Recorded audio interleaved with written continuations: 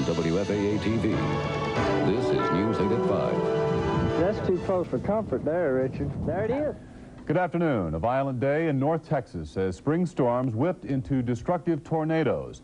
The drama began unfolding early this afternoon. We have a series of reports on the damage, but first, for a look now from the air of the extensive damage in the Wylie, Saxe area, let's go now to Channel 8's John Jones in Helicopter 8. John? Yes, hello, Brad. We are over Wylie right now, and what we'd like to do is take you on a tour, retrace the steps of the tornado that ripped through this town here in Collin County just about 2 o'clock this afternoon. As you can see here, this mobile home park below us took some of the heaviest destruction. Right here along this street, we don't know the name of the street, but then we see 1, 2, 3 bare foundations where mobile homes stood just a few hours ago, now blown from their foundations. The debris from those homes is scattered from the southwest to northeast direction along this mobile home park of, I would estimate, of about 50 mobile homes.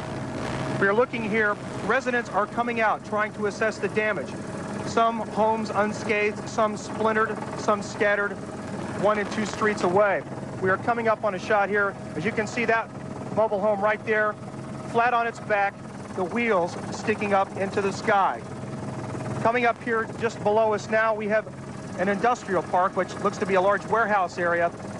The delivery truck's still in it, flattened. Looks as though a big foot stepped on the top, or the wind's blowing the walls out and the ceiling collapsing upon itself, burying forklifts, trucks, cars, and other vehicles inside this large corrugated metal building under a mountain of debris. So we can see along the streets here, there's people walking along, some trying to get their own up-close look at the damage, as others come out and try to survey what happened to their businesses. See a long line of cars here, some pushed and twisted by the obvious force of this tornado that ripped through about 2 o'clock this afternoon. You can see the pictures here, the roofs ripped off. These corrugated metal buildings, holes punched in the side by flying debris. Corrugated metal wrapped around the front of a station wagon we see below us. And we see here one looks to be Corvette flipped over on its back, its wheels sticking straight up in the air. Now, from this southwest part of the city, the storm tracked to the northeast. We're about a half mile to the southwest now of Highway 78. We're coming up on the hospital right now. Physicians Regional Medical Center right now, we have been told, is being evacuated. Patients are being taken out right now because the hospital has lost power. Backup generators have failed, and the hospital is now asking for help. They put out a call, and ambulances are arriving to transport patients that were already inside the hospital, as well as some of the people that suffered minor injuries during this severe storm that were brought here. Those patients are now being evacuated. You can see the parking lot there. There's a lot of activity. We can see 1, 2, 3, 4, 5, 6 ambulances there, some firefighters standing by to assist. We understand that 11 geriatric patients have been taken out of here. They are going to be taken to the North Texas Medical Center in McKinney, where they can be better cared for while the hospital is temporarily without power. Now, as we continue to track around, you can see that the hospital itself has suffered damage. We can swing out a little bit here. Just below us here, windows here on the west side of the hospital blown out. The blinds that covered the windows sucked out by the force of the wind and dangle there. The sidewalk covered with shards of glass. Just below us here is the Physicians Plaza, just 50 yards to the east of the hospital. Its windows blown out by the force of the tornado as well.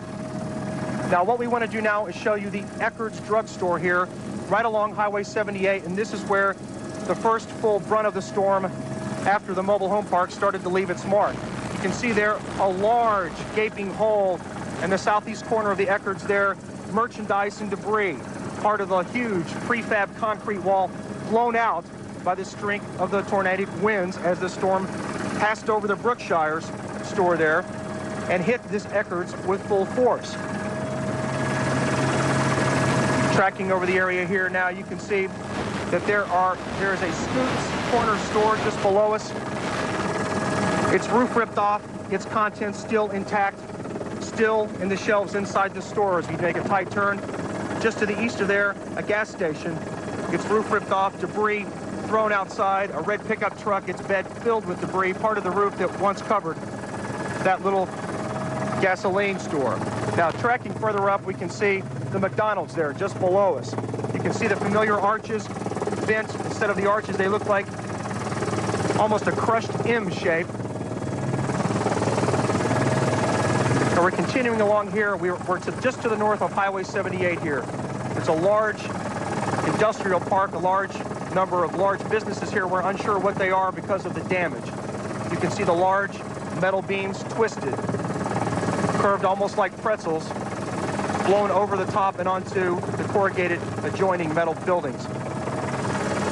Tom, if you could just pan down to your left here, you can see right there the absolute destruction, the force of not only that can twist metal, but turns wood into splinters here just to the north of Highway 78. Now, as we continue our trek to the northeast, following the path of the storm, we can see this pie-shaped residential area here just to the north of the railroad tracks, where at least half a dozen houses have been damaged. We can see in one case a house has been blown completely off its foundation and has collapsed upon itself. Many roofs have been damaged. The high winds hurling debris through the air. People now patching their roofs, standing in their front yards, some in shock, as crews from TU Electric have moved in and are trying to restore power to this city here in Collin County. What we'd like to do now is continue this track from Highway 78 just to the northeast of Highway 78 here in Wylie. The storm seemed to turn north. As you can see here, right in a row, houses, some the roofs collapsed, others the front of the houses peeled off like you would tear off the top of a box. Now here we're coming to a subdivision, a three-street area of about 40 homes where all but a half dozen have sustained some type of damage.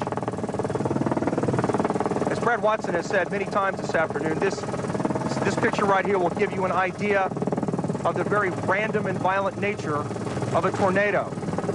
Some homes, their roofs completely caved in, the walls blown out, the roofs collapsing upon themselves. Others, the shingles blown off the top of the house, and yet the body of the structure remains structurally sound. Here, as we're going along, you can see the devastation here along this street. People standing outside, looking at their houses, trying to salvage what possessions they can. We see people digging through the rubble here of this house, people standing in the yards, their homes damaged and unsafe to go inside at this point. Other people we see have climbed onto the top of their houses and covered large gaping holes with canvas, trying to protect what possessions they still have inside. Many homes we can see the windows blown out, typical of a tornado and the intense pressure, the intense vacuum that it creates as it twists through. Now, continuing our track here, right now we are continuing to go up this small road. Many cars, emergency vehicles, police officers coming in. We're going to get a shot here in just a second. This house, the entire northern wall blown out. People picking to the rubble, looking to see what they can salvage and trying to make sure that no one else may be inside any of these houses. The devastation, as you can see, mile track from southwest to northeast. Just below us here, you can see this Winnebago. Tom, if you can zoom in just a little bit. Winnebago flipped over on its side like a child's toy. Rubble scattered through the yard. A boat, tree splintered, knocked over. A fence leaning at a 45-degree angle, pushed down by the flying trees that were snapped in two like twigs. And you can see the trailer just to the south side of this Winnebago. You can see the trailer.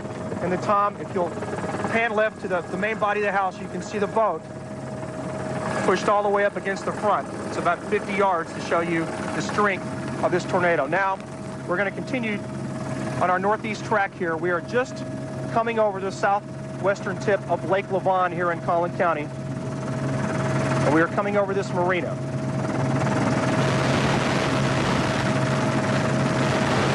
As we approach the marina here, we're just coming over the lake.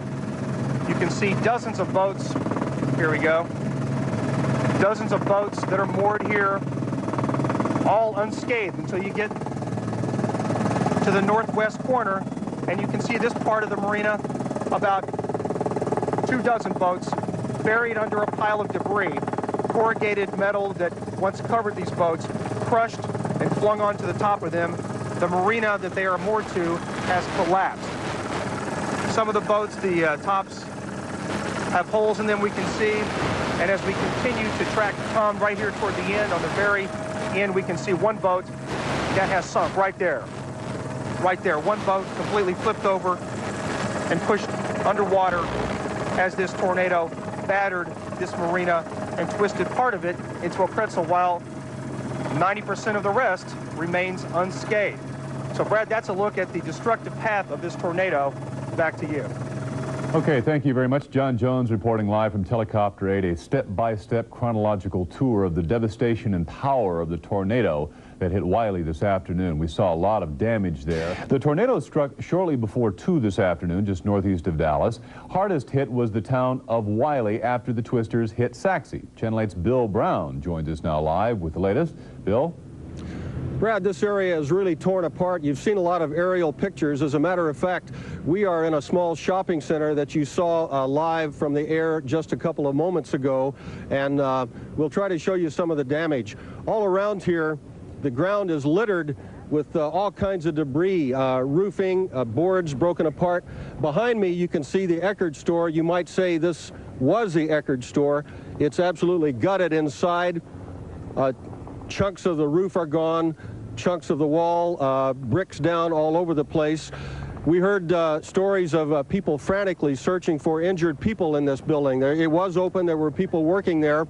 Apparently everybody got out. There were some minor injuries, but witnesses told us they didn't know that everyone had got out, so people who rushed in here right after the twister hit ran inside Eckerd's, and they were tossing the debris around looking for people who might have been buried. Again, everybody was already out. Now, if you'll follow us over here, we can show you Brookshire Supermarket, which is right back here. You can see the heavy damage to the front of the store, a very large store, windows blown out, chunks of the wall are gone. I don't know if you can see it, there's a car laying right on its top over here right in the front of the store.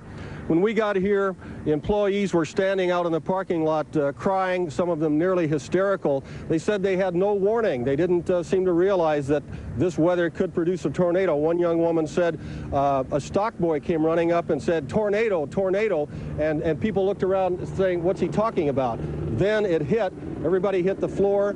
People jumped behind counters, and after the tornado blew through, people picked themselves up. Again, only minor injuries back here in Brookshires. But it was extremely panicky, and people still crying almost hysterically here minutes after the tornado hit. I don't know if you can see it, but back behind me here is the Wylie Regional Hospital where the flag is flying. This is a hospital that John and Alan were talking about. Injured people were taken here. However, the power went out. They turned on the generators for emergency power. Apparently that wasn't enough. That may have gone out. Then the decision was made to evacuate the Wylie Hospital, the people who were already there and people injured in the tornado who were brought there to be treated. We believe now the hospital is evacuated. Many ambulances were pulled up in there. Some are still there. They may still be evacuating. Back to the north here, if we can swing around, Gary, the damage goes north along Highway 78 for at least a half mile north of us. And it's devastating over on the west side. We can't show you everything from the ground, but warehouses on the west side of 78 are absolutely obliterated, ripped apart, and the damage looks to be catastrophic up there. Power lines are down. It's very dangerous. We have seen police cars here in the last few minutes coming through with loudspeakers warning everyone, if you're not with the news, media, or emergency personnel, you have to clear this area. All traffic is being blocked in here now, so sightseers and spectators cannot get into this area at all. Again, the damage is heavy, but from what we keep hearing, not very many injuries. We've done as much checking as possible. We believe about 8 or 9 people hurt in this area, and the most serious we've been able to hear of is broken bones, and that really sounds unbelievable when you look around here and see this devastation. But the damage is widespread. It's going to be very high, probably in the millions of dollars. Brad?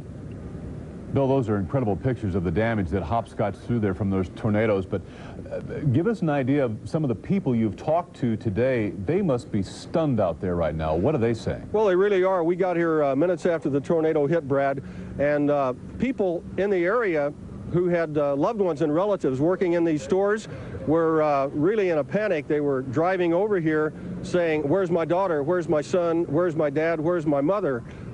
Because they didn't realize, they saw the devastation, they couldn't find their relatives, and they're thinking the worst. They're thinking perhaps they're in there under the rubble. Well, fortunately, no one was buried in the rubble. Everyone managed to get out with perhaps just a few injuries, but a lot of very scared and worried people out here for quite some time. We talked to one man an hour after the tornado hit who was walking through here with tears in his eyes saying, "I can't find my wife and my 2 kids.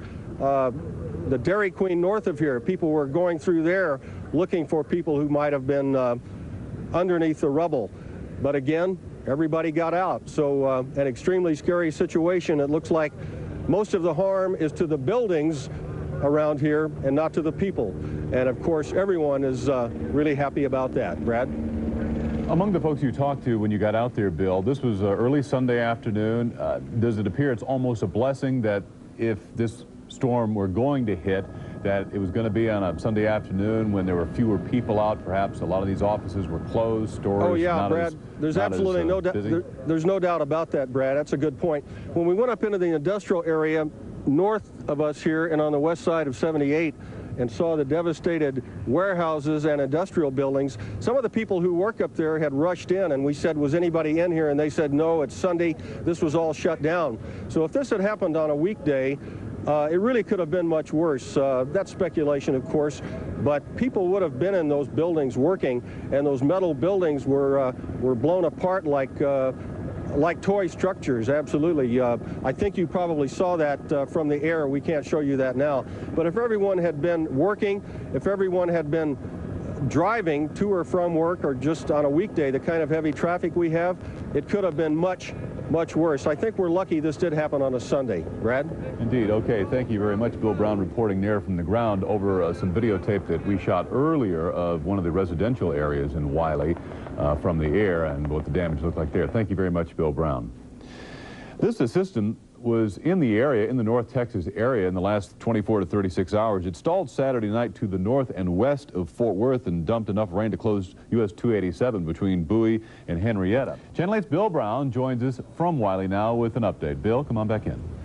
Brad, this area is devastated. I think you've seen impressive pictures from the air in the last hour or so from Helicopter 8. I think you can see behind me here the Brookshire store. This is a large supermarket, bakery, deli, and pharmacy. It has heavy damage to the front. Parts of the roof are gone, and I believe you could see a car flipped on its top almost right up against the brick wall back there. Amazingly, no serious injuries in this store as far as we can see. It was open. People were shopping here, people were working. When the tornado hit, people were stunned. They weren't expecting, didn't seem to be expecting conditions that could spawn a tornado. People yelled out, "Tornado," people hit the floor. The employees and the customers were ducking behind counters and that sort of thing. We have pictures of what happened to Eckards, which is about 100 yards away. This is the heavy damage to the cars here. Many cars destroyed and many with heavy damage, windows blown out.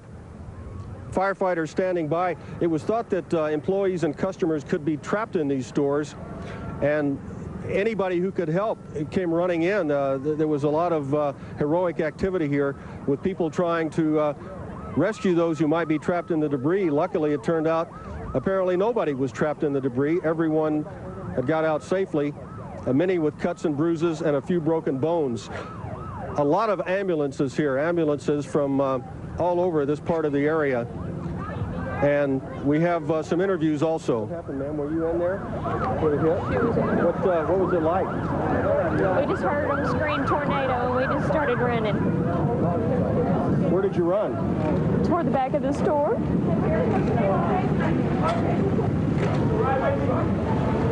You can see many people upset minutes after this tornado hit. Some people were nearly hysterical. Extremely frightening, obviously. goes without saying. Most of us have not been in a tornado. Some Texans have. We talked to people out here who had been in other tornadoes, and they said they saw many people reacting coolly. They got down, they tried to cover their heads and wait for this terrible storm to blow over, and apparently everyone survived. That's the good news. It looks like everybody out here survived as far as we know so far. The damage done mostly to the buildings and not to the people. Looking across the parking lot here, that is the Wylie Regional Hospital back behind us, and it's got some fairly heavy damage. They had to move everyone out of there. They lost power. At first they started taking in injured people from the tornado. Then they realized the power was out and their generators, their backup power was going out. So someone made the decision to evacuate the entire hospital. We think everyone has been moved out now to nursing homes and hospitals in this area. So apparently that was a pretty smooth operation. But again, heavy damage in this area all around us. It's really bad, but we have not heard of anyone killed. We have not heard of a really serious injury out here. And we keep saying it, but boy, you just can't believe how that could have happened with all of this storm damage and devastation around us. Brad? Okay, thank you very much. That's Channel 8's Bill Brown out in Wylie, and thank you very much, Bill, for now. Homes. After that, about 2 o'clock, the string of tornadoes went up and hit Wylie very hard. We turn now to Channel 8's John Jones, who's in Helicopter 8 above Wylie once again. And John, give us an idea what the latest is now there from the air. Okay, Brad, as you said, 2,500 people are without power here in Wylie. We're going to show you a live picture now of some of the hardest hit areas here in the far northeast part of Wylie, just about a half-mile south of Lake Levon. This is a housing subdivision. You can see right there a large metal power pole that supports power lines that run through Wylie, crumpled in half and down. The power line is down. Of course, power is out here in Wylie as crews are just making their ways in to try to fix this. You see, of course, an electric company truck and workers there at the base of that pole as they try and figure out how to get this fixed and how to get power restored to the 25 people who are without power at this time. Now, as we track just a little bit to the north here, we're going to show you a large corrugated building there, one with the blue sides on it, a large hole in the roof. What that is obviously a boat repair shop of some kind. There are many, many boats there. You can see the force of the wind as it tracked from the south. We're on the north side now.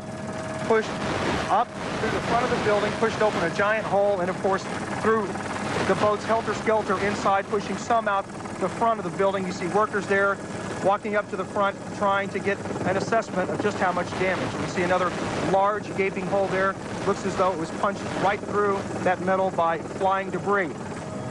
Now we're going to take you back just a little bit to the southwest where the tornado, this is where the tornado passed over. This is a housing subdivision of about 40 houses, a 3-street area here where there is a lot of damage. Many roofs have been blown off.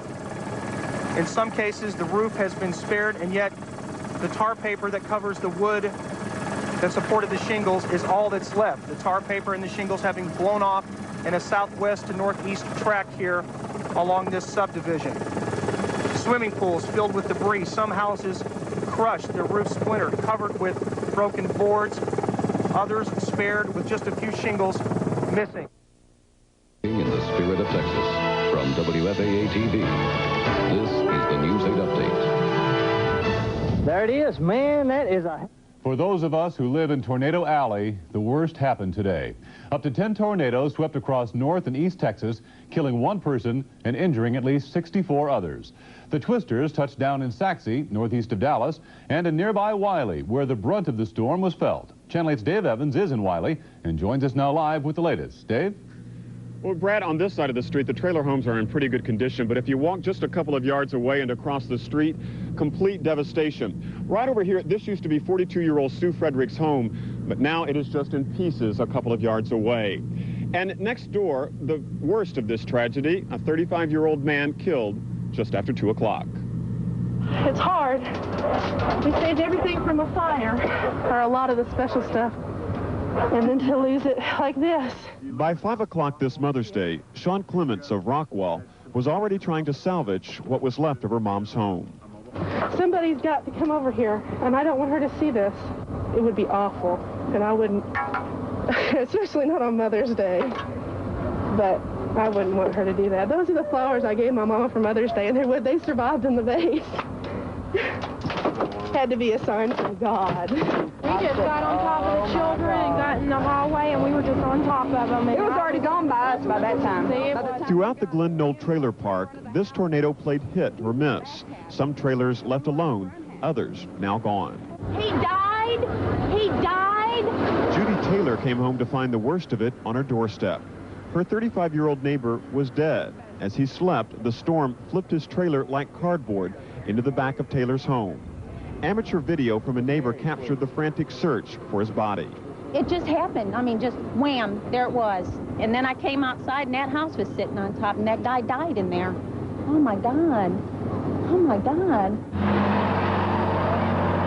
Wylie hasn't seen anything close to this in 11 years. This time, the storm uprooted more than a dozen trailers in a matter of 15 seconds. It's okay. We'll be okay, Mama. I promise. I'll take care of you. I promise. It will be months before people like Sean Clement's mom can finish their cleanup. Already, some rebuilding has begun. But for the most part, Wylie is simply trying to understand the scope of its loss. The cleanup for this evening is basically pretty much over, but tomorrow morning, neighbors here will be back, and for many months to come. As we mentioned earlier, the storm started rolling across Dallas-Fort Worth just before 2 o'clock this afternoon. Channel 8's John Joan has this report from Helicopter 8 on a chronology of this afternoon's storm. From the air, it is easy to trace the footprints of destruction left by the twister as it hopscotched through Wylie. The tornado began its path of devastation at a mobile home park on the southwest corner of town. Just before 2, the storm knifed through the Glen Knoll Trailer Park with random violence, pushing mobile homes off foundations, ripping their metal frames to shreds. One man died in his mobile home. His wife and 2 daughters spared because they were away for Mother's Day. The storm moved on, hitting an industrial area, blowing out the walls of a large metal warehouse. The storm continued to track northeast at a 45-degree angle. Its next victim, Physicians Regional Hospital. The storm blew out windows, then electrical power. The medical building next door suffered major damage. Indoor blinds dangled outside broken windows. Testimony to the incredible pressure changes that go with tornadoes. As doctors treated 30 storm victims, they lost backup generators. Patients were transferred by ambulance to other area hospitals. The storm continued its northeast track, hitting an Eckerd store with a powerful punch. Employees huddled for cover as the twister blew huge holes in the prefab concrete walls, strewing debris into the parking lot. McDonald's was also hit. Its familiar golden arches crumpled. Next door, Scoop's convenience store. Its roof gone, but its groceries still neatly in place on shelves. And still further east, a gas station, its collapsed roof crushing cars underneath. But the storm was not through. The twister crossed Highway 78 to the north, hitting more businesses and some homes, tossing one roof onto another. The tornado ripped through a pie-shaped residential area, splintering some homes, wrapping metal around cars and trees. In a nearby development, more destruction. Homeowners whose roofs were spared covered gaping holes with plastic, trying to protect what they had left. For others, there was nothing to save. The tornado then delivered its final blow along Lake Lavon. The Collin Park Marina is final testimony of the tornado's destruction and fickle nature. 24 boats damaged, buried under metal, one blown out of the water, others untouched just yards away. For those whose lives, homes, and businesses were flattened, they will now try to rebuild what Mother Nature has taken away. John Jones, Channel 8 News, Wylie. As expected, the city of Wylie tonight is reeling. Residents have been left homeless by the twisters. Businesses are destroyed. And for many tonight, the unanswerable question, how to cope with the loss. Channel 8's Bill Brown attended a prayer service at the First Baptist Church in Wylie and joins us now live. Bill, people draw on their faith tonight. That's right, Brad. Here at the First Baptist Church in Wylie, after this awful day, truly awful day, they're offering sustenance both for the body and for the soul. This is a place for the people of this little battered town to get together, sit and talk, maybe share some of what they saw today, and perhaps reflect a little bit on just how lucky they are.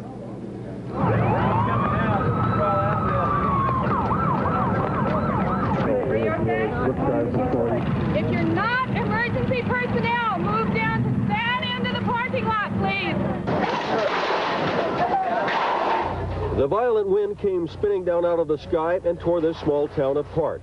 In an instant, a quiet Sunday, Mother's Day, became torn with shock and pain and fear. The powerful tornado all but wiped out the Eckerd store on Highway 78. Employees and customers ran for their lives, feeling that some could still be trapped inside under the debris. People from all over jumped in and started digging. People in the store were hurt, but all got out.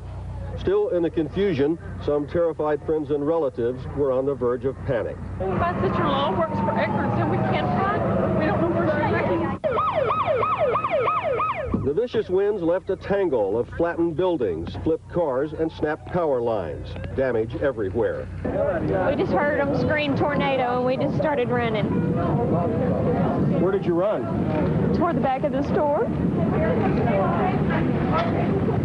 I was scared. I was petrified. I'd never been in a tornado before, and the first thing I thought of was to grab my wife and son and put them in the bathtub. The lights were out, and when they came back on, everyone was just down. Everyone was down on the floor.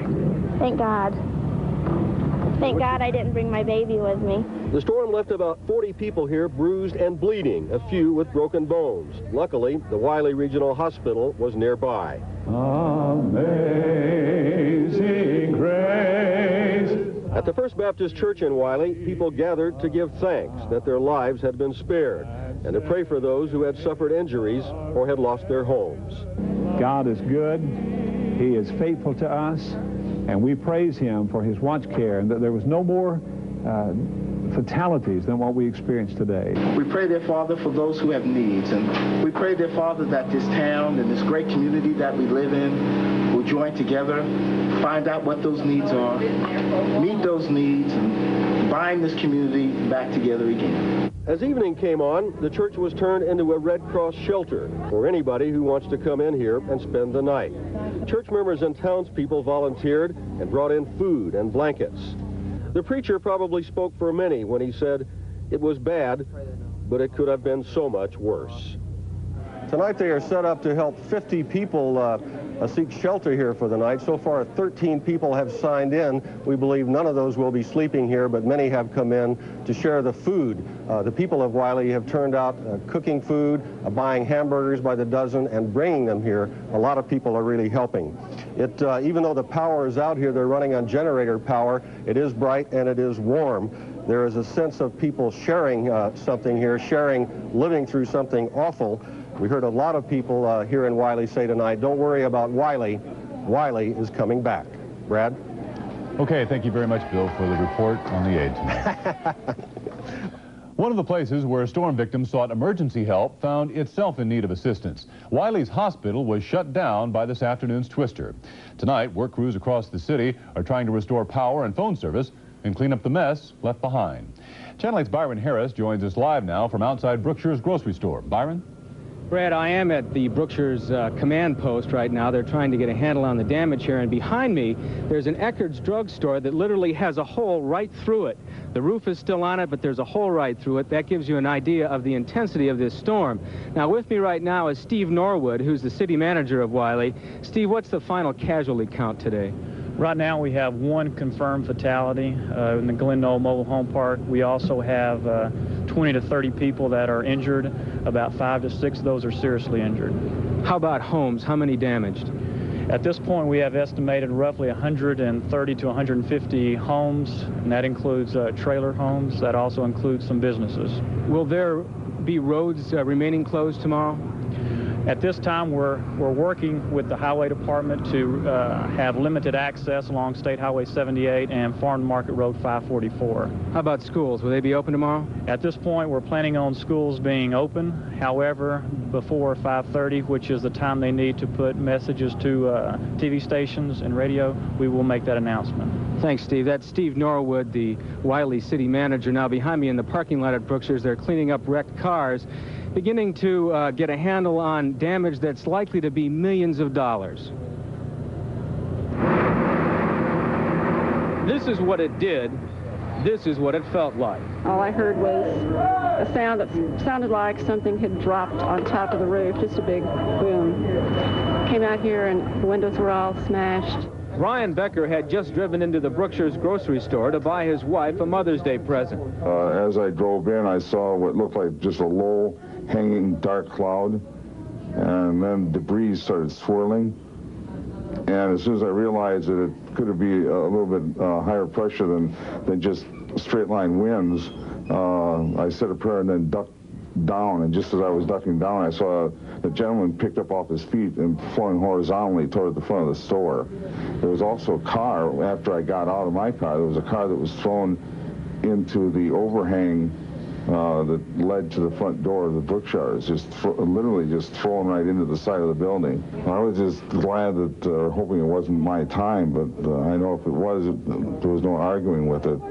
Physicians Regional Hospital in Wylie suddenly found itself without electricity and patients to take care of. Ambulances were called immediately to take away those who were already in the hospital when the twister struck. In all, 19 people were transferred from Physicians Regional to other facilities. We will probably, after our patients have been discharged, we will be closing the hospital down for repairs and we'll be opening up as soon as possible, hopefully within a few weeks. Brian Becker was not hurt in the storm. Dozens of others weren't so lucky. Now, 18 people who were actually hurt in the storm were taken from here in Wylie over to HCA Plano Medical Center, where Anna Martinez is now. Anna? Byron, most of the patients who were brought here to HCA Medical Center were treated and released throughout the afternoon and evening. 13 of those patients were walk-ins. 5 of them were brought by ambulance. Most of those injuries were not serious. Now, many of the victims that we talked to say that they don't remember hearing warning sirens in Wylie until after the tornado blew through. Sí, no teníamos información de que el tornado iba a llegar a esa hora o no los habían reportado nada sobre eso. Yo oí la alarma, perdón. About when or that a tornado was coming. He says there was no warning siren until after the trees were knocked over and the windows blew through the living room. Villanueva says he was in his apartment when the tornado hit. A few blocks away, a man named Ralph Shanahan, who says he doesn't remember hearing a warning siren either, had stopped at Brookshire's grocery to pick up some milk. Shanahan ended up with the most severe injuries to be treated at HCA. He was treated and released for multiple bruises and numerous cuts. Witnesses told Shanahan the tornado actually picked him up and blew him across the parking lot, although he doesn't remember anything. Shanahan received 44 stitches in his back and head due to cuts caused by flying glass. I've seen shingles flying over the top of the roof. I just want to shut the truck off and try to get back to the store because I knew it was a tornado coming. It was too late. The last thing I remember is they got these little yellow posts out in front of the store, and I was like the last one from the door, and that's it. That's the last thing I remember until I woke up and this guy was cutting my clothes off of me and talking to me about my leg being broke and cut some bruises and I was bleeding. Roger Shanahan says he feels fortunate to be alive. 30 other patients were treated and released for minor injuries at Physicians Regional in Wylie. 3 were taken to North Texas Medical Center. 18, as we said, are here at HCA Medical Center in Plano. 5 are in Richardson Medical Center, and 8 were taken to Baylor Medical Center in Garland. Again, a total of 64 injuries, all but 6 of them minor. So again, a very fortunate day for many people in the area. Brad, that's the situation here in Plano. Back to you. Okay, thanks, Anna, for the report on the injured. Let's go back now to Wylie for an update on today's deadly twisters. Channel 8's Dave Evans joins us now with the latest. Dave?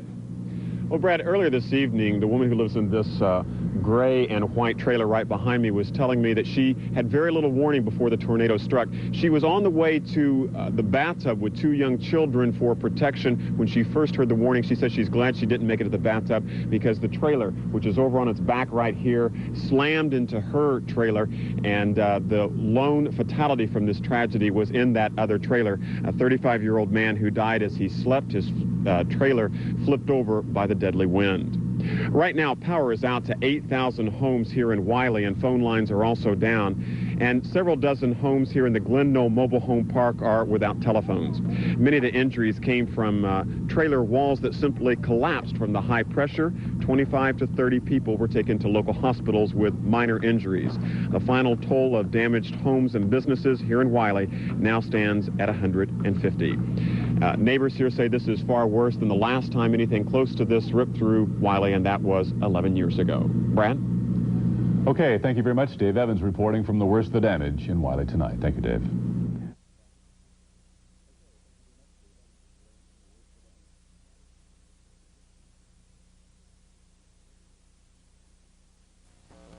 Live from the Channel 4 studios in Dallas and Fort Worth, this is News 4 Texas at 5. I'm just thankful that we have lived what we do, and I know God makes no mistakes. Prayers of thanksgiving in Wylie as residents of that small community count their blessings. It is the day after a deadly tornado that roared through Wylie. Tonight, the people who call that community home are rebuilding. The tornado touched down first in Saxe and then moved up Highway 78 through Wylie. Steve Stoller begins our team coverage from one of the neighborhoods that was devastated by the tornado. Steve? Dale, Clarice, some of the initial shock here is wearing off. Wylie residents have begun that painful task of rebuilding. All across town today, sounds of the cleanup filled the air. The Gacy family gathered around their house with chainsaws, slowly carrying away the scattered debris across their yard. The tornado flattened their garage, but spared their home with minor damage. Well, it's just a lot of work, you know.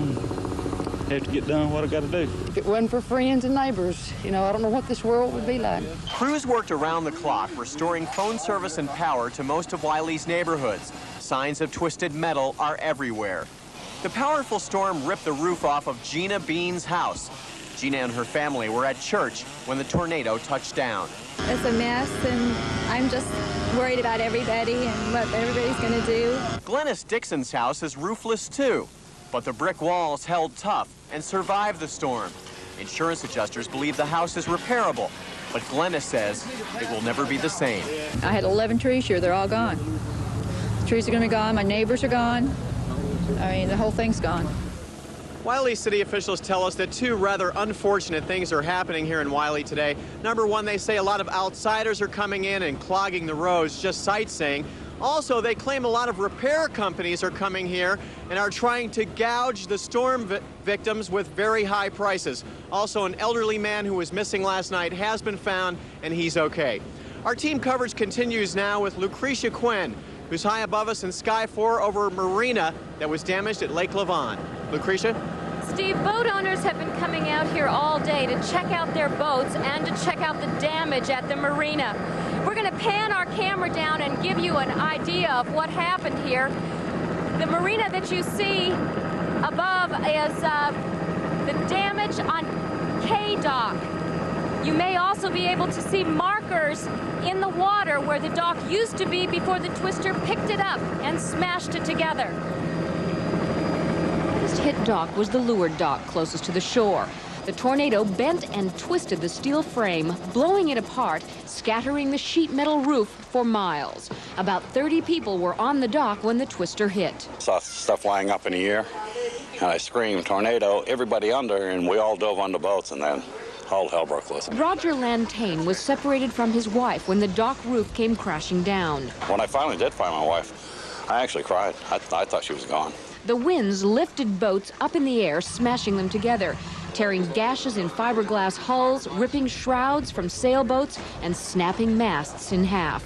When the twister hit here, it lifted the dock up in the air, bending it back, buckling it. The steel girders crashed down, and behind me you can see where it buried boats. And it came so fast, it lasted about 15 seconds to do all this. That's all it took. Charlie Venable's boat, a 30-foot wooden-hulled Chris Craft, sunk, but he still hopes to salvage it. The boats can be replaced, the docks can be replaced. We're just thankful that nobody's injured severely. Now, the marina owner estimates that the damage is about $1 million. Insurance adjusters have been out all day, and they're still making their rounds. Let's go now to Brett Shipp, who's been surveying the damage in town as we continue our team coverage. Brett? Lucretia, we all complain about having to go to work on Monday mornings, but many folks here in the town of Wylie are lucky to even have jobs. That's because about 20 businesses around here were either heavily damaged or destroyed. This is what happens when a tornado hits. Just like,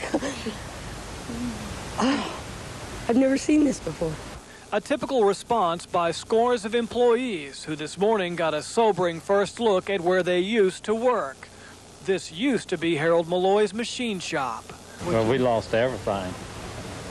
It's all total. The same scene was being repeated all over town this morning as shop owners and keepers moved in to assess the damage. We've lost an entire inventory. Probably about 150 banks inventory is pretty much damaged. Then we've got a presses and equipment that's also down. Owners of the roadside corner grocery have been through this drill before. The store wiped out by a storm more than 30 years ago. I think he's going to rebuild. Yeah. This is a prime piece of property, and I feel sure that we will rebuild. But for others, the answers aren't so easy. Work my butt off to get all in contracts. Not only do they have to rebuild or relocate, they have to somehow hold on to their contacts and customers. Try to keep our suppliers to stay with us. Right. You know, because we're going to be down for a month or two.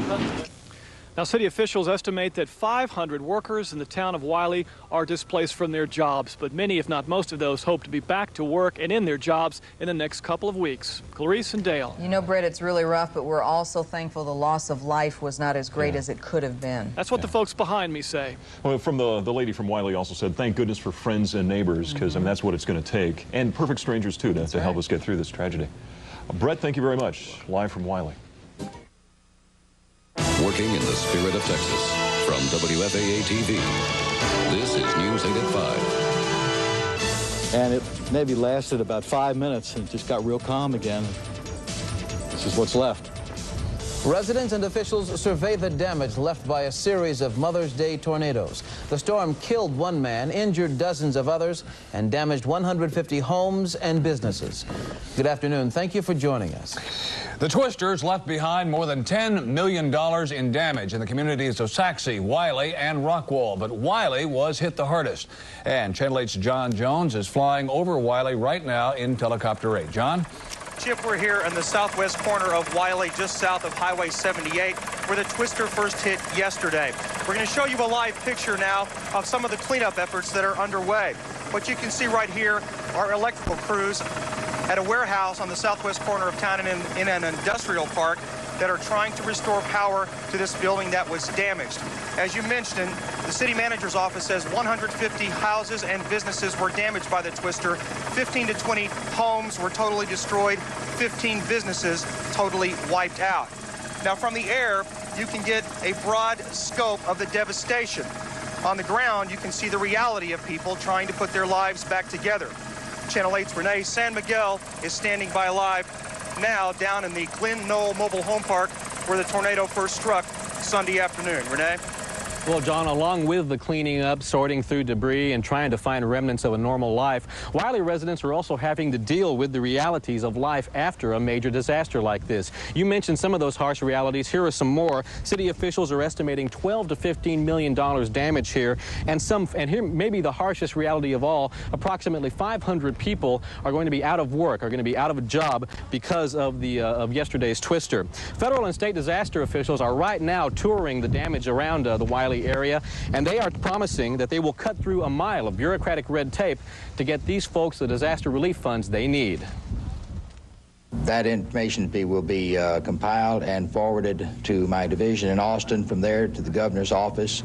From there, it'll be forwarded to FEMA. It sounds like it takes a long while, but this can be done probably before noon tomorrow. Now, for those whose mobile homes weren't damaged out here at Glen Knoll Park, like the one you're looking at right now, they've been spending most of their power and phone lines are getting restored. But for those who lost their mobile homes, like this one right here, they've been spending most of today cleaning up and trying to put the pieces of their lives back together. At least today, the weather was cooperative. The sunlight here revealed mobile homes that were completely destroyed. At least 4 or 5 mobile homes here completely destroyed by yesterday's twister. Sue Frederick's home was right next to the one where 35-year-old Thomas Jeffrey died when his home was picked up off the ground and slammed back to it, nearly turned upside down in the process. Sue's home was also broken into 2 large pieces at that time. She survived with only a few stitches to show for it.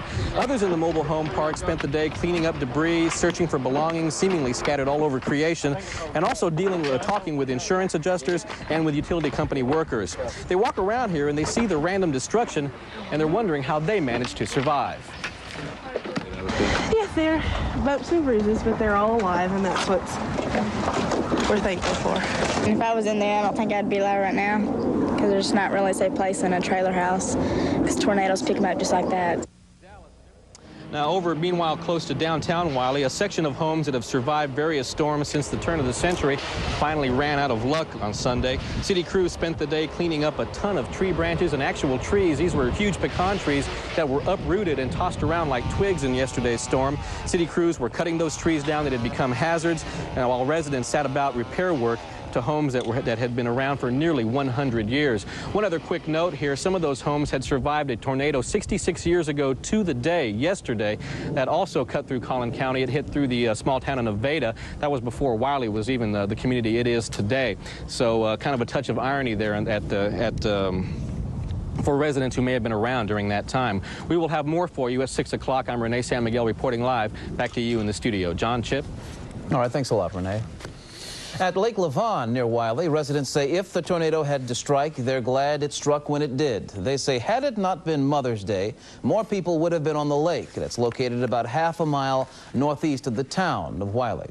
Channel 8's Marianne Razouk reports.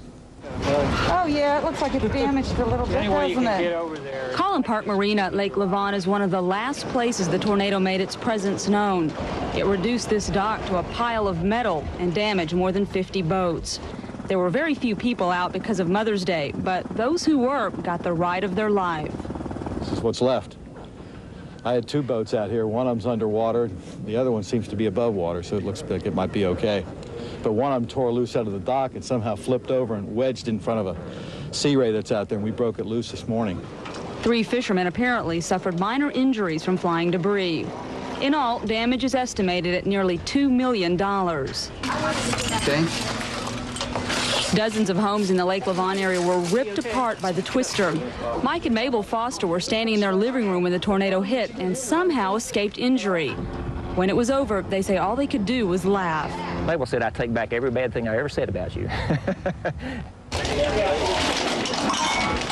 The Fosters say they're not making light of the situation, but rather it's their way of coping. And their positive attitude is catching. Family and neighbors who've pitched in to help are calling the effort the Lake Lavon First Annual Spring Cleanup. The kids were all out there this morning looking for the toys I'd saved them since they were babies. And they found them, a lot of them. The boys were out scrounging around for their blocks in their 20s. The Fosters lost almost everything they own, but they still have some clothes to wear, a pup tent for shelter, and each other. And for the time being, they say that's all they need. Marianne Razouk, Channel 8 News. When disaster hits, the helping spirit often comes to the forefront, and the residents of Wylie are finding several groups trying to help them get back on their feet. Channel 8's Michael Hill joins us now live from Wylie with more on that story. Michael? Chip, the cleanup effort here in Wylie is well underway, and folks involved in that effort and cleaning up here and collecting donations say the public's response has been absolutely tremendous. The First Baptist Church of Wylie has become a Red Cross shelter and a place to drop off donations. A lot of folks donated clothes. The Red Cross says it needs money more than anything else right now, and really it's beginning to discourage the public from bringing by food and clothes to the shelter. This morning, Red Cross supervisors gave volunteers their instructions to help in this relief effort. Brookshire's, the big supermarket here in town, closed after the storm yesterday. It had to throw out some food it simply could not keep cold. Today, the store remained closed, but it did some business in the area of Goodwill. Brookshire's loaded water and food onto its trucks, and the Salvation Army delivered the goods to anyone in need, storm victim or not. Now, we've been told Brookshire's is only one of 2 pharmacies here in town. The other was right next door, and we should say was right next door. It was Eckerd. Eckerd was in business here for about 2.5, 3 years. The store yesterday stood in the storm's path, and today workers from all over Dallas and Fort Worth came in to help in the cleanup effort, including some trapped in here on Sunday.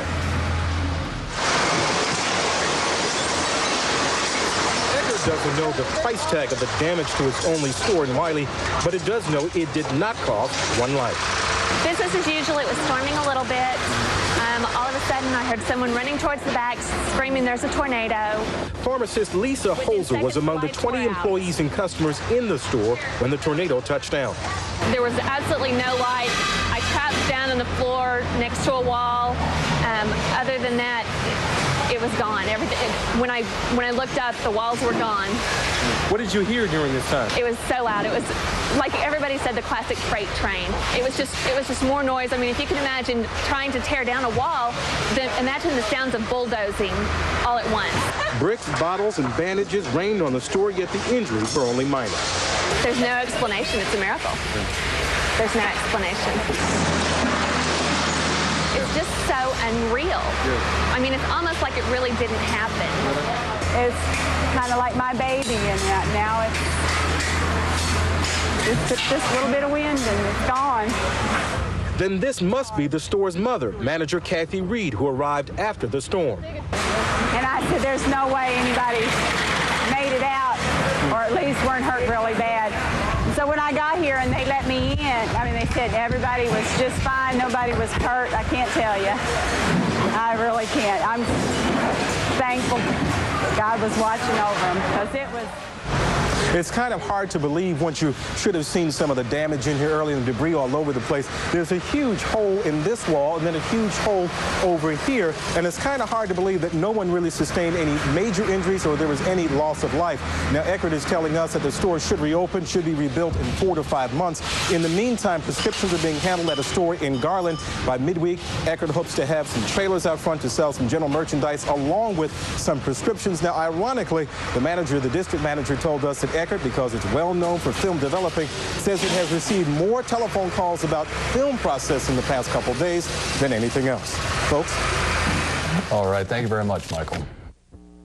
Live from the Channel 4 studios in Dallas and Fort Worth, this is News 4 Texas at 6.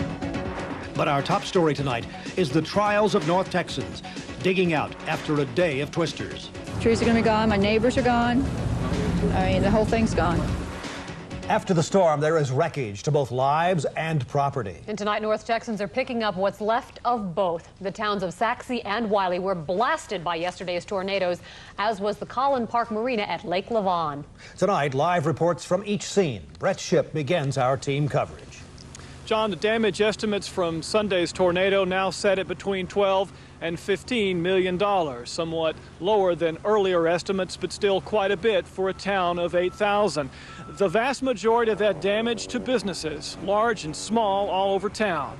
And the ones that were hit hard. More than 20 either demolished or sustained major damage. 500 workers don't have jobs today, but all of them have their lives, although some weren't so sure they'd make it. I thought it was over.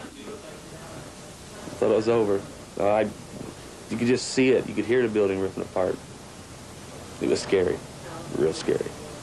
On the downside, one of the worst hit areas of town was the town's industrial park. Many of the businesses there were destroyed, but most everyone is insured and hopes to be back in business soon. Another area hard hit on the Lake Lavon area, the marina there.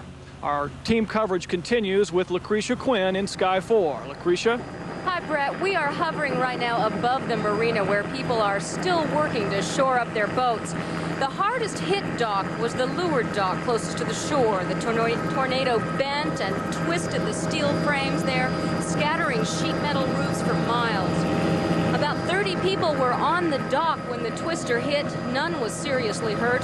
The wind smashed boats together, tearing gashes in the fiberglass hulls, ripping shrouds from the sailboats and snapping masts in half. The marina manager says that the damage here is estimated in the millions of dollars, but it is nothing compared to what Steve Stoller has seen visiting people in their homes in the area. Steve, what do you have for us there? Lucretia, from where we're standing, you can see the tornado's actual path of destruction. It came from that part of town, and as you can see there, the tornado leveled several industrial buildings. It then rolled right through the center of this residential neighborhood, knocked down this garage, and continued its path of destruction in that direction, where it severely damaged several more homes. Now, the folks who live in this and other damaged Wylie neighborhoods are repairing their houses and their lives. Bill Kuntzman says he's one lucky guy. Bill was away from his house when the killer storm ripped through Wylie. Tonight, he's vowing to rebuild the house, even though the roof is gone. Well, it's rebuildable. It's not totally demolished. The walls are still standing, so it's not that bad. And it's just lucky that everybody was still alive. Glenn Elliott isn't sure whether he'll rebuild his house or just look for a new one. The house was built in the 30s. Elliot says that's why no one would insure it. It's one of those things, you know, you saw it last year in Florida on TV, and here it is in Texas, so. Storm victims wasted no time clearing their yards of debris. Utility workers worked around the clock and restored power and phone service to most of Wylie's neighborhoods. The Gracie family is still living the nightmare of Sunday's devastating tornado. The powerful winds blew apart their garage and left their house in shambles. Inside is awful, just glass and trash and sheetrock from no telling where all over the house. Wylie city officials are urging people who don't live in the city to stay away. They say there's just too many sightseers who are coming here to look that are clogging the area's roads. And on a lighter note, we were just handed the actual first souvenir of this disaster. It's a coffee mug that says Mother's Day Twister, Wylie, Texas. And John, there's an entrepreneur in every crowd. Well, perhaps people can smile about it. Those who are luckiest, at least, I guess, Steve. Thanks very much. Right. Small town of Saxe also was hit by a tornado yesterday, but when compared to Wylie, damage was fairly light. 3 houses suffered structural damage, nothing serious. Still, residents may be eligible for government assistance if it comes their way. The problem is that there is a certain cutoff limit, and I'm not sure what it is, and you've got to reach that level before you can actually request the aid. So I never like to say we're going to do that until I get the report back in here and we know exactly the level where we are. Working in the spirit of Texas, from WFAA-TV, this is News 8 at 6. Hello. Like a sandwich or something to drink? It's great to have the small town atmosphere like this, and that's what brought me to this town 7 years ago. It's great, but it is devastating. I mean, you know, what do you do? In Wylie, a community unites to rebuild after yesterday's crushing storm.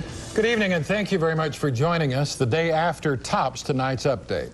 City leaders in Wylie predict it'll cost up to $15 million to clean up after the storm.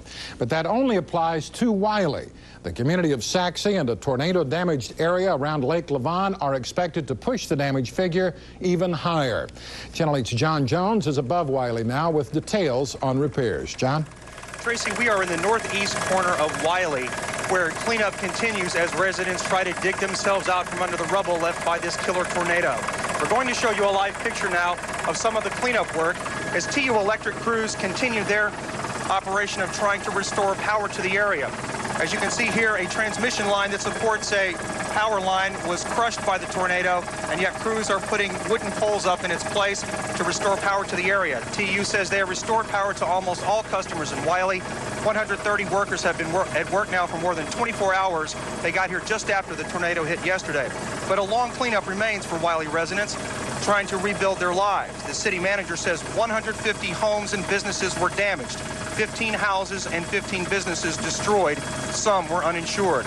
This afternoon, city officials downplayed the lack of early warning that the storm was coming, even though National Weather Service radar did not spot the tornado until 8 minutes after it had hit. There were no sirens ever set off. We just did not get a warning in time. And again, as the mayor told you, we do not believe that had we gotten the warning, it would have significantly reduced any of the damage, because the very buildings people would have taken shelter in are the ones that were hit. Now, from the air here, you can see the scope of the damage in this housing subdivision just south of where TU workers are working to restore power. But on the ground, the reality of just how bad the storm has damaged these people's lives and businesses can be seen up close. Channel 8's Renee San Miguel is standing by live at the Glen Knoll Mobile Home Park on the southwest part of Wylie where the storm first hit. Renee? Well, John, I can't think of any other way to give you a better idea of exactly how destructive this force is. So I'm just going to show you. This is the bathroom area of one mobile home with that mobile home stove sitting on top of it there. Over here, you will find the bedroom and the living area of that same mobile home on top of another mobile home that was sitting next to it, and it's all twisted around there. And then over here is the third part, the rest of that same mobile home. Now, out of all of this mess, 3 people got up and walked away. But for the mobile homes that was sitting next to it, a man in there, a 35-year-old man, died. So that may give you some idea of the fickle nature and the destructive force that these winds can cause. As you can tell, people's belongings are still kind of scattered all over the place here, but they are trying to get back to some sense of normalcy. And it's as normal as you can get when your mobile home looks like a bomb hit it. But family, friends, and even strangers are taking care of each other and counting their blessings here in Wylie, Texas. It could have been worse. She could have been next door where the man was killed. If Sue Frederick needs any more reminders of how lucky she is to be alive, she just looks at where her mobile home used to be and then steals a glance at what's left of her neighbor's mobile home. It's 43 years of my life. What do you think goes through my mind? Sue's next-door neighbor, 35-year-old Thomas Jeffrey, was killed in Sunday's tornado. She survived with a cut on the forehead. Her friends and family helped her pick up the pieces today. Pots, pans, just whatever we can find that's still all in one piece. I think it's holding it up. Yeah, it's holding it up. Yeah. Other neighbors spent their day trying to get power and phone service restored and wondering if they'd be staying at Glen Knoll very much longer. Kind of dangerous. I mean, if I was in there, I don't think I'd be alive right now because there's not really a safe place in a trailer house because tornadoes pick them up just like that. So. But you're going to come back here and live back here when you get things fixed up? Yeah. But mobile homes weren't the only ones to feel the brunt of the tornado's wrath. Some of these homes in downtown Wylie have been around since the turn of the century, when the town was first founded. Homes like John Spilliard's, built in 1898. Of course, we felt terrible about it. I mean, it was, but there's nothing damaged that can't be repaired or replaced, and no one was hurt. My wife and baby are fine. Spilliard says he'll rebuild. Sue Frederick says the same thing.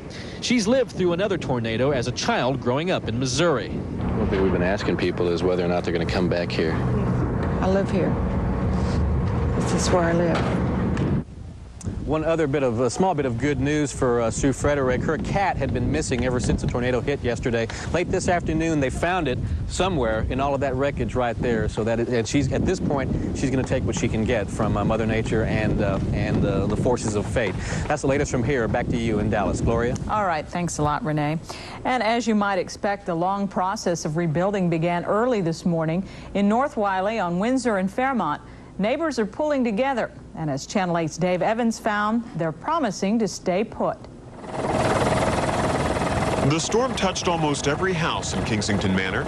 More than a dozen of these once comfortable homes will soon face a bulldozer. Their owners can do nothing but simply start over. So this door was over there? Yeah, it belongs right there.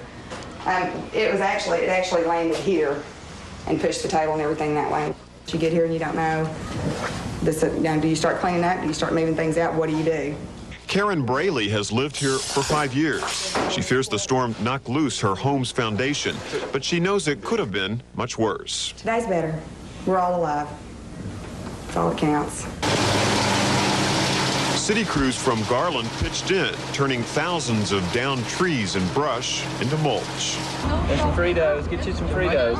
And Red Cross crews offered food and a few words of condolence as neighbors endured an onslaught of contractors looking for quick work. Pardon me, y'all the homeowners? Yes. I give you the card. They're like vultures, buzzards. They'll come in and they'll give you estimates without even looking at the house. But for insurance contractors and city workers, it was left to them to deliver the worst of the news. I'm fixing to condemn your house. Already a few houses will have to go. Most homeowners here, though, vow to rebuild. There we go. I was raised here. I've been here all my life, and I like where I'm at. It's real peaceful. The neighbors are great. And this is my home. Hello. Got a sandwich or something to drink? And as tired homeowners continued their work, church volunteers went door to door with lunch, a sign of goodwill in a town that has lost so much. Dave Evans, Channel 8 News, Wylie. For Wylie residents trying to rebuild, there are many places to get assistance. Channel 8's Michael Hill joins us now live with more on the many who are offering their help. Michael? Tracy, the town of Wylie tonight is getting a lot of attention and a lot of help from folks in Garland, Mesquite, Dallas, and just about throughout North Texas. And after seeing some of the devastation here, you would agree it needs it. This was Eckerd, one of Wylie's 2 pharmacies. Today, workers picked up the debris. The store plans to reopen in 4 to 6 months. In the meantime, a Garland store is handling prescriptions. Eckerd says it will relocate the 25 people who worked here. This afternoon, Congressman Sam Johnson came by and said he's heartened by the way North Texans have come together. The Red Cross has set up shelter in the First Baptist Church of Wylie, accepting donations of money. It already has been inundated with clothes and says it doesn't need any more, but it will take the clothes. Tomorrow, it will open a disaster assistance center.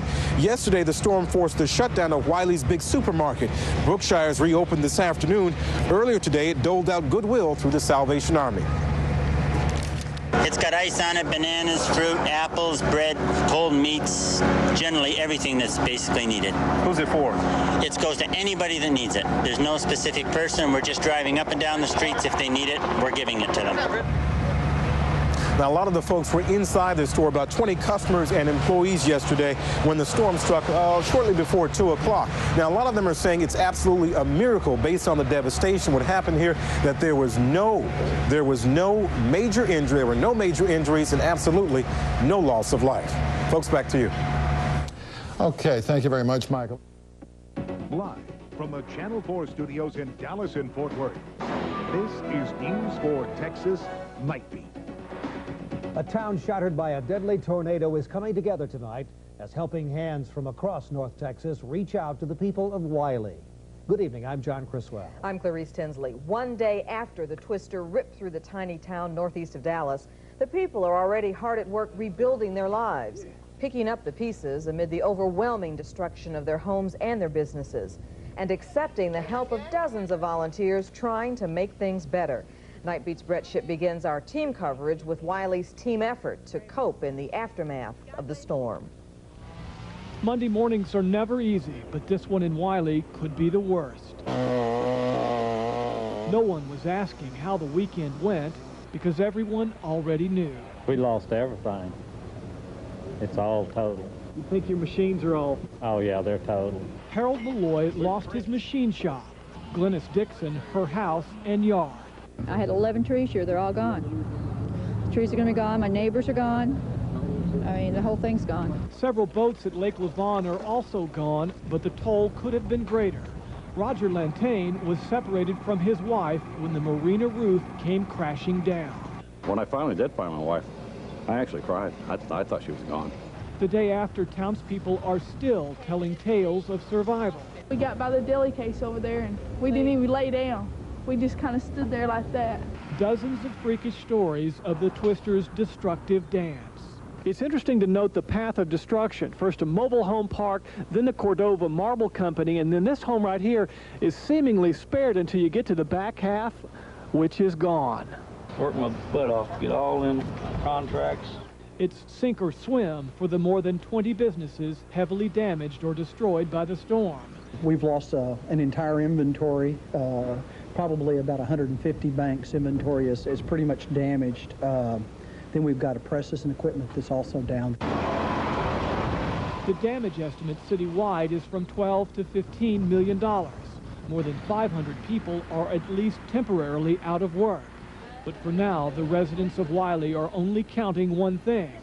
They are counting their blessings. Brett Shipp, News 4 Texas Night Beat. Scores of you have called us asking how you can help the people of Wylie recover from the storm. So we sent Night Beat's Jeff Crilly out to see what's being done and what is needed. And he joins us now live from Wylie with details. Good evening, Jeff. Good evening. I can tell you that one day after being hit by this tornado, the people of Wylie are being hit by a flood of kindness.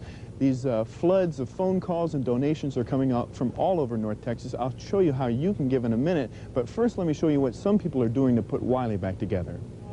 When there's a will, there's a way. The Salvation Army's emergency canteen rode through the hardest hit areas of Wylie, handing out food and drinks to all takers.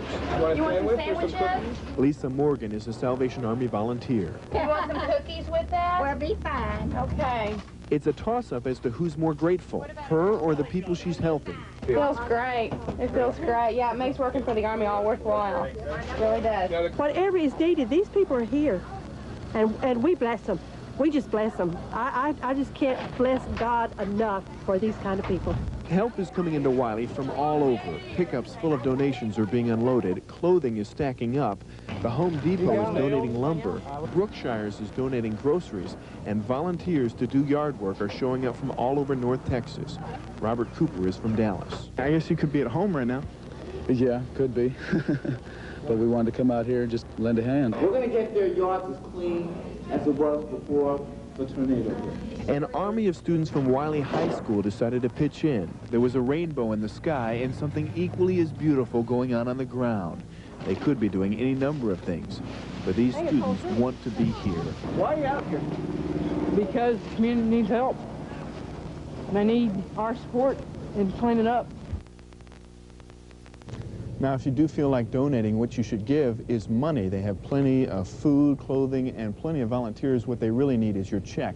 If you'd like to donate, you can donate to the Red Cross Disaster Relief Fund at 2300 McKinney Avenue in Dallas, 75201-1990, or you can call them at 214-871-2175. Now, if you do have clothes to donate, the Seventh-day Adventist Church is still accepting your clothing donations at 214-226-4355. We'll repeat those numbers a little bit later in this newscast, but I can tell you the people of Wylie are just overwhelmed by the generosity of North Texans.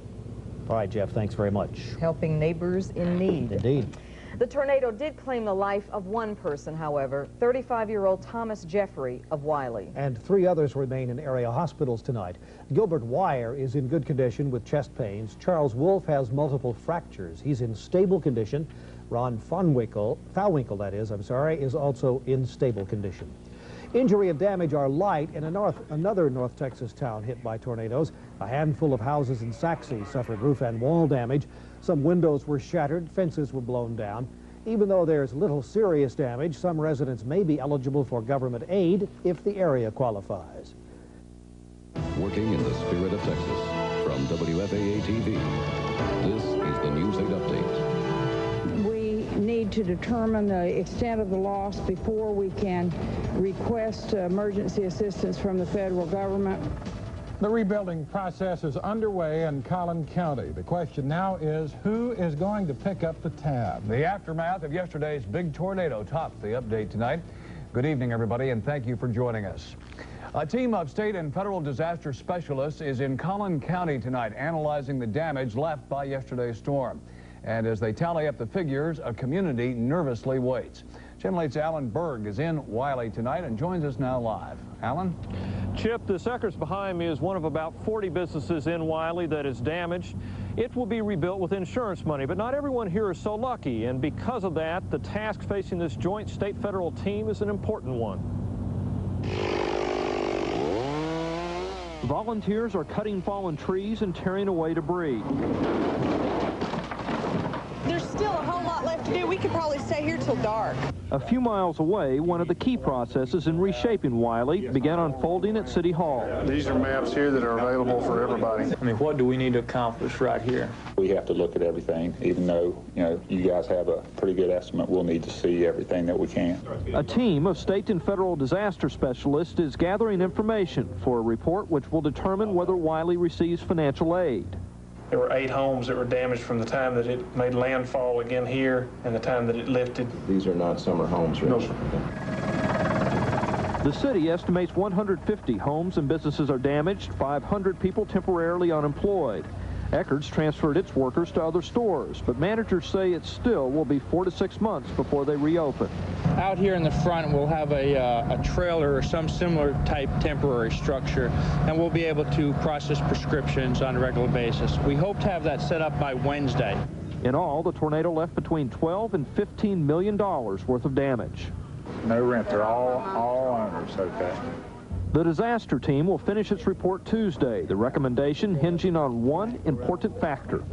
If there's damage and if the jurisdiction can't recover without help, in the opinion of the governor or the president, then they make the money available. The problem is that there is a certain cutoff limit, and I'm not sure what it is, and you've got to reach that level before you can actually request the aid. In some ways, cleaning is the easy part. People automatically pitched in. But rebuilding takes money, and so a community is crossing its fingers. We need the money. We was hoping the governor would be in today. We kept hearing she would be here, and that was one of the first things we were going to ask is we need money. The governor said this afternoon she felt it was more important to send her emergency coordinators to this region than for her to come up here and, quote, make a media spectacle.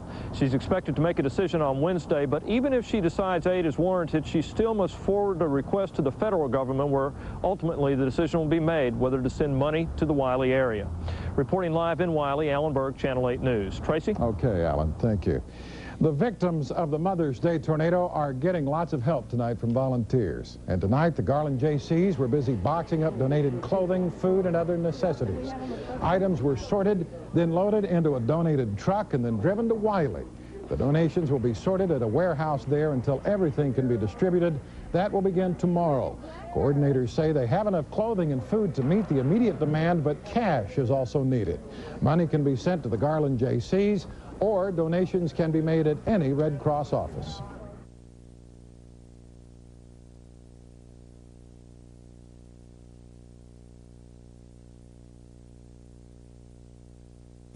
And tonight in Wylie, a night to give thanks. Victims of the devastating tornado that hit Wylie 2 days ago come together for a special Thanksgiving service. Even though tragically one person died in the storm and 60 others were injured, the death and injury tolls could have been much higher. 9 o'clock news reporter Rhonda Guess is at the First Baptist Church to begin our team coverage. Rhonda, it's really amazing. More lives weren't lost in this vicious storm. Midge, that is the strongest sentiment in this community, and it's certainly the way people feel here tonight at First Baptist Church of Wylie, and that's why they're holding a special service here, about 200+ people, to give thanks. Now, I've managed to talk with a lot of people here today who've lost their personal possessions and belongings, and the thing they tell me is that what's left after the storm has the greatest value. In the midst of chaos and disaster, residents of Wylie and Saxe pause for a moment of thanks. Did she get apples? All day they arrive at the First Baptist Church, some to give, others to receive. You know you can come back anytime. We may lose physical and personal possessions, but we do have our lives, and we're so thankful for that. We're thankful we live in a town that cares for one another, that's concerned about one another. Jennifer lost a lot. We're fortunate to have our house, but we don't have anything else. The tornado swept by Jennifer's home and broke out some windows, but it destroyed the building where her husband was employed. She still feels lucky. Our lives and my son's life. I'm sorry, I'm about to cry. The tornado tore the roof off this house, but the family was away. When they arrived home, a group of people were pitching in to clean up the mess. Some were complete strangers. It's too bad people have to have a national disaster like this to get together, because, I mean, if everybody always acted that way, the whole world would sure be a lot nicer place. It's kind of unique that you can get the entire community of different churches, different backgrounds and races, and have a situation like this that binds them together. Now, there is some more good news for people in this community tonight. Governor Ann Richards has signed the disaster relief measure, which now goes to President Clinton, and hopefully it will get his approval. Say, Rhonda, speaking of that disaster relief effort, how many people have come to the shelters for assistance since the tornado anyway? They can't really put an exact number on it, Ken, but what they have told me this evening is that the Red Cross opened its disaster service center this afternoon at 1:30, and 13 families have come through, and they've been able to get vouchers to go out and buy things they need, to get emergency shelter if they need it, and other things, and they expect that to increase as the week goes on. All right, Rhonda Guess reporting live from Wylie. Thanks, Rhonda. Thanks, Rhonda. And Wylie residents should find out in 3 days if they qualify for federal grants and low-interest loans. The money would go to uninsured or underinsured homeowners and business people. 9 o'clock news reporter Rich Isom continues our team coverage from Wylie. He shows us today's efforts to clean up from the $15 million storm. We need to get a plywood put over that right there as quick as we can. Thomas and Betty Maynard know they can't save their home, maybe just some belongings inside. The house is condemned by the city of Wylie. The Maynards plan to tear it down and build again with insurance money. We as well laugh at it. It's over with. This thing, God, nobody's hurt. The The Maynards were inside the house enjoying a Mother's Day dinner with their kids and grandkids when the storm hit. The tornado was truly hit or miss. It knocked down those trees, threw this patio furniture against that fence, and yet nothing on this table, including this light water sprinkler, even moved. And this guy right here is the same thing. I have no idea where he's from. If there's one thing that's got Wylie residents riled, it's the number of contractors who've descended on their town. They're called vultures and ambulance chasers. Down at the hardware store, Bobby Knoll thinks most of the work will stay in town. People here think that the fairest deal and the best deal they're going to get are people within the city. You know, people that have grown up here or been around here. The Maynards say they plan to hire someone from Wylie to build their new home. In the meantime, they're lucky. They've already got a place to stay. We're going to store all of our furniture and move in with their son. Kind of a role reversal. Yeah, we told him while he's in college, he moved back with Mom and Dad, so now we're going to reverse it. For another change, Betty says she won't serve up Mother's Day dinner next May. The Maynards are all going to a restaurant instead. In Wylie, Rich Isom for the 9 o'clock news. The city of Wylie has so far condemned 30 homes. Another 12 mobile homes were destroyed. The town's only hospital will take a bit longer to get back to normal. A spokesperson for Physicians Regional Hospital says it's going to be this weekend before the facility is back in full operation.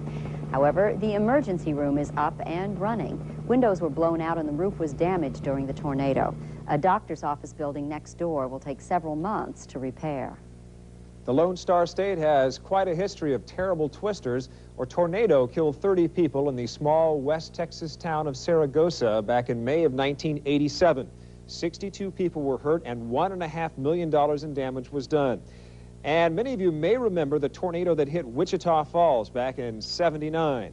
Deadly storm killed 53 people and injured nearly 2,000 more. Price tag over $500 million. And a tornado ripped through Waco in 1953, killing a record 114 people and injuring almost 600. $41 million in damage there. And there was another terrible twister 66 years before the horror and destruction in Wylie. It, too, was on Mother's Day in 1927 when a deadly twister tore through the town of Nevada, just 10 miles north of Wylie. 9 o'clock news reporter Gina Galavis shows us the Wylie tornado is bringing back painful memories in Nevada. This is the next day after the storm.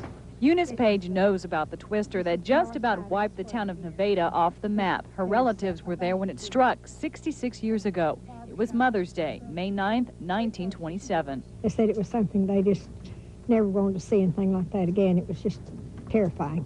The killer tornado came without warning in the middle of the night. It killed dozens and left hundreds injured. The Old Town Square with thriving banks, hotels, and stores were pounded into rubble.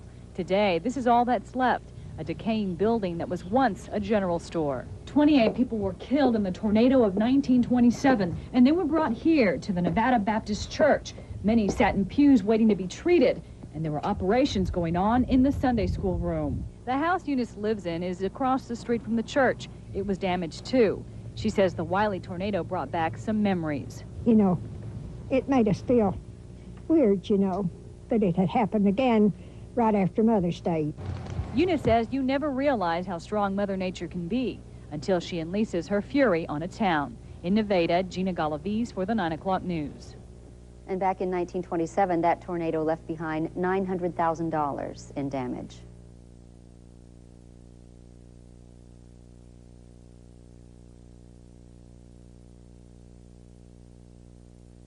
Area. It all happened in a matter of minutes. Twisters touched down, tearing lives apart, claiming one and injuring scores more. Well, today, Wylie residents continue with rebuilding their lives, their homes, and as Jack Brown shows us, their faith.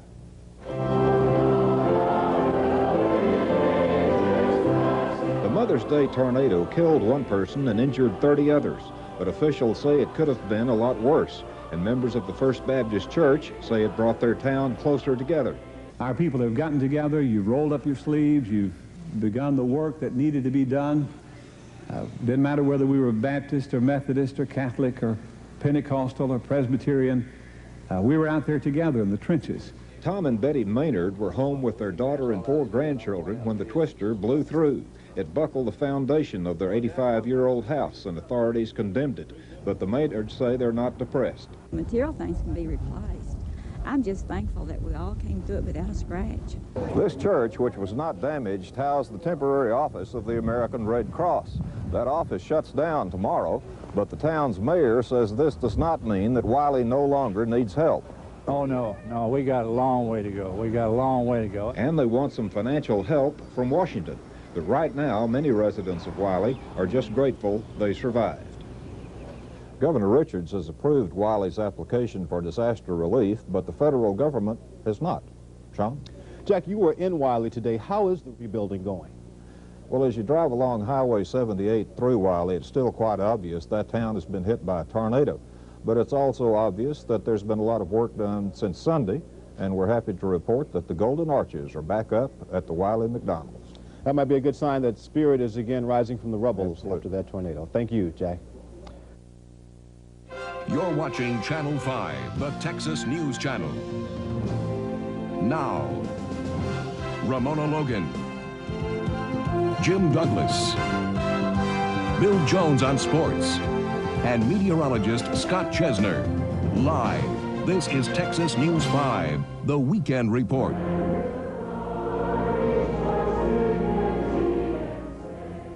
Wylie residents turned to their faith to help them deal with last week's devastating tornado. Good evening, and thanks for joining us. Last Sunday, residents of Wylie were thankful just to be alive after a tornado demolished parts of their town. In church today, they gave thanks for something else: the hundreds of volunteers who rushed to help victims. Texas News 5's Deborah Ferguson has the story. Wylie, Texas, population 8,700. But last Sunday, after a destructive tornado blazed through this town, that number grew. Hundreds of people came to the aid of strangers.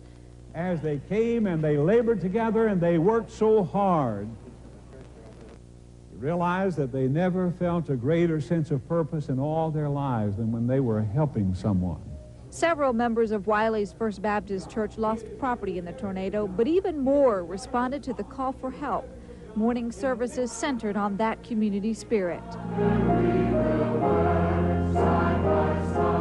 Just really overwhelmed when you see these people coming to your rescue. Thomas and Betty Maynard lost their home and became part of the rescue. What was fortunate, we had men that took off their own work to come and help us with chainsaws. The tornado ripped apart dozens of Wylie homes, turning them into piles of pickup sticks. But as residents plan for the future, they are quick to remind you their lives are built on a foundation much stronger than brick and wood. For people who don't know, your church family is the most important. They have just gone over and above. There is still much work to do, but slowly things in Wylie are gaining some sense of normalcy. The tornado took homes, businesses, and one life. But what it left, that community bonding, will give residents the strength to face the future. Deborah Ferguson, Texas News 5. And the American Red Cross Service Center located at the First Baptist Church will close on Monday. After that, anyone needing help will need to call Red Cross offices in Garland or McKinney. A peaceful day in Wylie today, unlike 1 week ago when destructive weather tore much of the town apart. Tornadoes left more than 200 homes and businesses damaged and will ring up an $18 million cleanup bill. Today, Wylie residents took stock and counted their blessings. Channel 8's John Pronk has their story.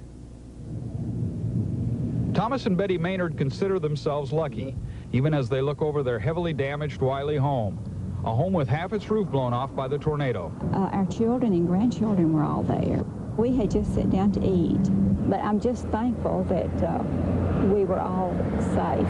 It's just unbelievable. It happened so quick, we didn't have time to get scared until after it's over with. Then we could see what could have happened and what did happen. They have insurance and don't know whether they'll repair or rebuild. After it's over with, we all gathered, just got in a circle and held hands, and we thank God that He had protected us.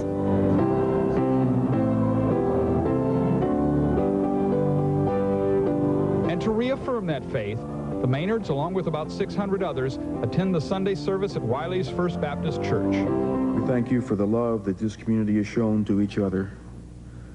Thank you for bringing this community together, Lord, for a common cause and a common purpose. Bob and Christina Mormon and their children were not in town when the storm came through and destroyed their house. And I believe there was $7,000 damage done to my truck that was in the garage, but It's all material things. We can do without all that. It's just our friends. We've really gotten rich with our friends. Faith, courage. Your faith was put to the test, and it was strengthened because of the great storm and the way that you faced the storm with courage and faith. Churches, businesses, and industries have contributed time, materials, and money to putting the town back on its feet. The Mormons will stay in a house owned by the First Baptist Church until they once again have their own place. Like the Maynards, they were lucky enough to have insurance, and even more. We wouldn't have made it without our church and the people around this community. It's pulled the community together. John Brock, Channel 8 News, Wylie. It was 1 week ago tonight we were showing you the devastating pictures out of Wylie. A deadly tornado twisted a path of destruction, killing one and leaving many others without. On this 1 week anniversary, Jack Brown finds this tragedy pulling a small community closer together. The tornado killed one person, injured 30 others, and caused more than $18 million damage. Residents have been working ever since, trying to recover from the devastation. Our people have gotten together, you've rolled up your sleeves, you've begun the work that needed to be done.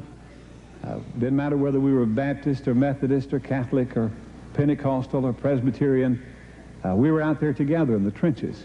Our God is an awesome God, He reigns from heaven above with wisdom, power, and love. Our God is an awesome God. The tornado smashed the home of Betty and Tom Maynard, and the city had to condemn it. But no one inside the house was injured, and the Maynards are not depressed. It proves that the community can work as one, and it draws the community not only close together, but I believe that as a family we become closer. This church, which was not damaged, housed the temporary office of the American Red Cross.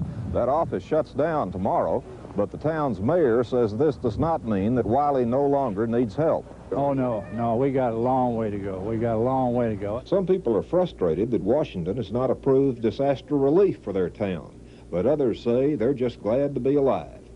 Jack Brown, News 4 Texas, Nightbeat. Governor Richards approved Wylie's application for disaster relief, but as of tonight, the federal government still has not. Those people certainly are pulling together, aren't they? That's right. It's a good story.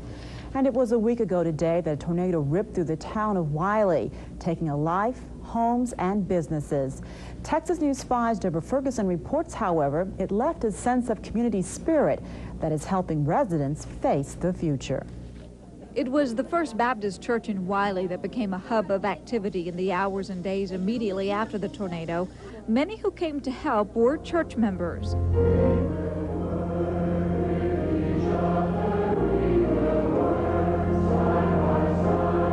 That reaching out was recognized during Sunday worship services. Several members lost homes or businesses, but even more came to help those in need. That's where the real ministry is. That's where the real service is. It's out there crawling around in the mud, trying to help people dig out of the rubble. It's the hundreds of you who were involved in making thousands of sandwiches. Bob and Christina Mormon lost their home. They lived in this subdivision where houses are now piles of brick and wood. But strange as it seems, in the destruction, the Mormons were able to find comfort. For people who don't know, your church family is the most important. They have just gone over and above. Thomas Maynard says the community learned a valuable lesson. And I think it brought the community closer together. And we showed that we can work as one. The tornado did more than $18 million in damage to Wylie businesses and property. It claimed the life of one resident, but those left behind are determined to rebuild, and they'll do it on a strong foundation of community spirit. Deborah Ferguson, Texas News 5. The American Red Cross Service Center that had set up in the First Baptist Church will close Monday afternoon. Anyone needing assistance should call the Red Cross offices in Garland or McKinney. A peaceful day in Wylie today, unlike 1 week ago when destructive tornadoes tore apart much of the town. Thomas and Betty Maynard consider themselves lucky. Of the 200 homes and businesses damaged, their house is only missing half its roof. They have insurance, but don't know whether they'll repair or rebuild. We thank God that He had protected us.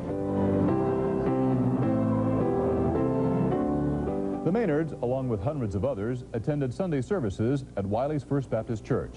They went today to reaffirm their faith and offer thanks to the churches and businesses that contributed time, materials, and money to put the town back on its feet.